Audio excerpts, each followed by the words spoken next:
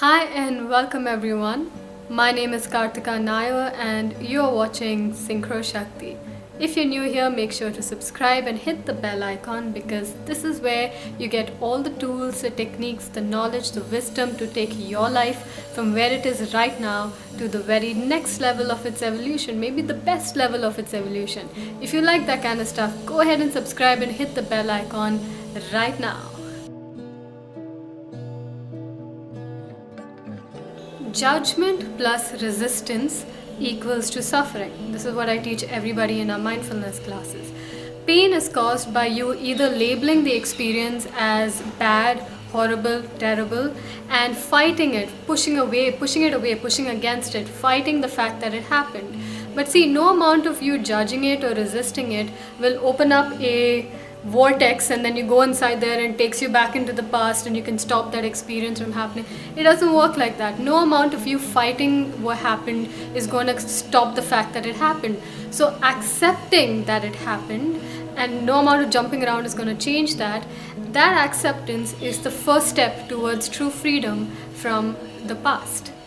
But that stuff is easier said than done. There is some training required, there is guidance. But here today I want to tell you my top 5 tips to being totally free from a painful past.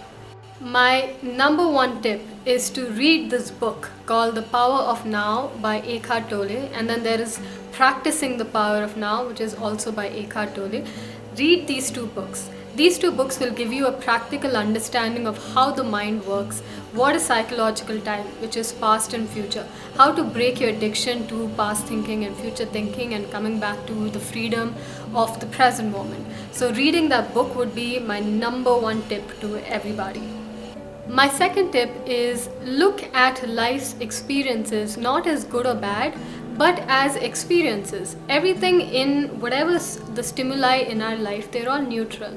The pain happens in the way we perceive that experience. So when you change the way you see something, what you're looking at also changes. So one way in releasing past pain is to look at the past as a series of neutral experiences. Yes, they were painful, yes, they were intense, but they did not mean anything more than the meaning that we're making it, right? It's most of the time the meaning we're giving the experience that causes us pain. So if you are at a stage where you cannot see an experience just as an experience, then what you can try to do is see the gift in the experience. Try to see why you can give thanks for that experience. What did that experience teach you? How has that helped you grow and evolve as a person? That experience was a key golden goose for your amazing future ahead. So try to look at that experience from a positive side so that that doesn't cause you pain, but instead makes you very grateful that it happened. My third tip is dissolving triggers. Triggers is when something upsets you, something that's happening in your life right now or something that happened 5 minutes before this video or whenever. So triggers are nothing but things that upset you. Dissolving triggers is when you get triggered, instead of going into your mind and creating extra pain, go fully into how you feel when you're triggered. So if you feel angry, upset, jealousy, frustration, anxiety, fear, look inside the body and ask yourself, where in my body can I feel this feeling? Is it a heaviness in my heart? Is it butterflies in my stomach? Is it something stuck in my throat? Is it in my head, my hands? So locate that feeling, isolate that feeling, and then like you're watching something in the park, just passively watch that feeling and it will automatically dissipate. Of course, some more will come because there's so much underneath the surface, but by just observing something as a passive observer, not pushing it away, not trying to dissolve it, not judging it for being there, just simply witnessing it and allowing it to be there will give it the space for it to dissipate naturally. This is mindfulness. You do it without making any meaning out of what you're experiencing, without pushing it away, without judging it, but simply witnessing it as a passerby. That energy will naturally come up and leave the system. My fourth tip is not to create more current pain. Current pain is nothing but throughout the day you're judging things as good or bad, you're resisting it, saying I don't like this, I don't want this, get me out, I hate this, I hate this. As you're doing that, you're creating new pain, you're fueling new pain, so you're living more as you're just making more pain for yourself. So not creating new pain is to see life as experiences, to accept, to flow, then to get really irritated. Now acceptance and surrender doesn't mean that you don't take action. You take action, But the emotional suffering behind all of that is totally unnecessary. You can take action no matter what's going on in your life and move in a different direction without suffering. That's also a choice that you make. So, do not create new pain by learning to live outside of constant judgment and resistance, and learning to live more in a state of embrace, acceptance, finding the gifts, being in joy of life instead of fighting life.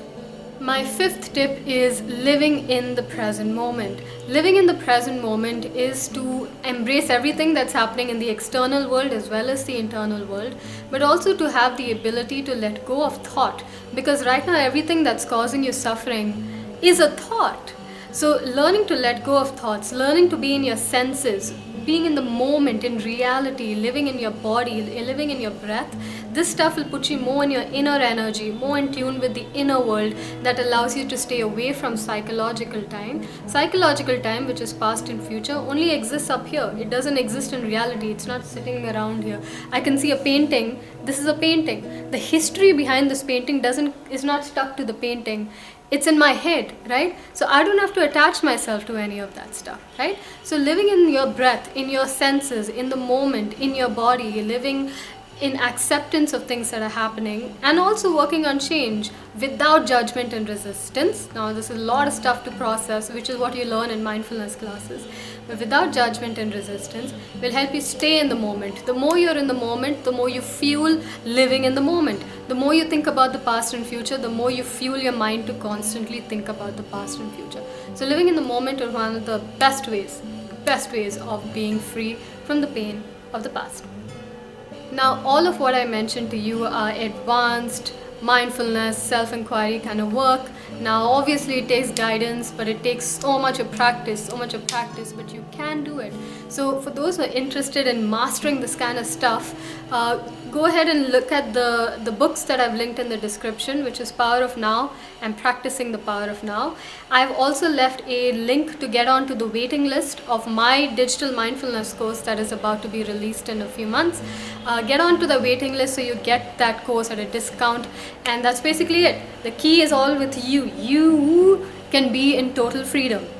I love you all. Thank you so much for watching, and I'll see you next week. Namaste.